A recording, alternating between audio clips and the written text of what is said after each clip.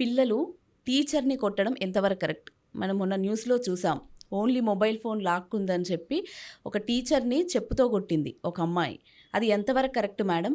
తల్లిదండ్రులకి ఎలాంటి సూచనలు ఇస్తారు మీరు? అసలు ఎంతవరకు కరెక్ట్ అన్న క్వశ్చనే రాంగ్. అసలు కరెక్టే కాదు. కరెక్టే కాదు కాదు, అది చాలా రాంగ్. అసలు కరెక్ట్ కాదు అది. దాని మీద మీరు ఏమంటారు? అమ్మాయి ఎంత సంస్కారంగా పెరిగిందో అంట నేనైతే. ఎందుకంటే ఇక్కడ ఆ అమ్మాయి కొట్టే వరకు ఒక టీచర్ మీద ఆ అమ్మాయి రేస్ చేసిన వాయిస్ ఉంది కదా, ఎంత అసలు ఎంత సంస్కారహీనంగా ఆ అమ్మాయి ప్రవర్తించిందో తెలిసిపోతుంది. అండ్ నెక్స్ట్ థింగ్, ఇప్పుడు కాలేజీకి వెళ్ళటానికి పిల్లలకి ఫోన్లు ఇస్తున్నారు అమ్మలు, పేరెంట్స్ ఫోన్ కొనిస్తున్నారు.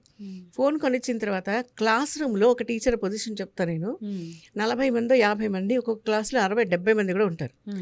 70 మందిలో ప్రతి పిల్ల, ప్రతి స్టూడెంట్ కాన్సన్ట్రేషన్ ఉందో లేదో అన్నది టీచర్ అబ్జర్వ్ చేయాలి.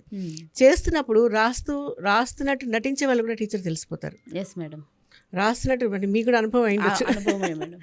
రాస్తున్నట్టు నటించే వాళ్ళు, లేదా ఓవర్ యాక్షన్ చేస్తూ వినేవాళ్ళు, వేరే ఏదో హోంవర్క్ చేస్తూ ఓవర్ యాక్షన్ చేస్తూ వింటున్నట్టుగా అతిగా నటిస్తూ ఉంటారు. సో ఇవన్నీ టీచర్స్కి బాగా తెలిసిపోతాయి. ఇందులో ఈ అమ్మాయి ఇప్పుడు అది కూడా చాలా చిలిపితనం, నేను యాక్సెప్ట్ చేస్తాను దాన్ని కూడా. ఏంటి, వింటున్నట్టు నటించే పిల్లలు, లేదా వేరే హోంవర్క్ చేస్తూ దీని మీద ఎక్కువ కాన్సన్ట్రేషన్ చేస్తున్నట్టు ఆ పర్టికులర్ సబ్జెక్ట్ మీద, దాన్ని కూడా నేను I don't say anything, okay let them enjoy. అమ్మాయి ఫోన్లో చూస్తుంది క్లాస్లో, కాబట్టే కదా ఆవిడ ఫోన్ తీసుకుంది.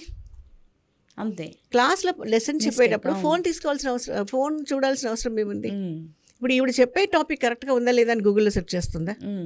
ఓకే, రాంగ్ అయింది అమ్మాయి. ఆ ఫోన్ అంటే టీచర్కి ఎంత విసుగు పుడితే ఆ ఫోన్ తీసేసుకుందో.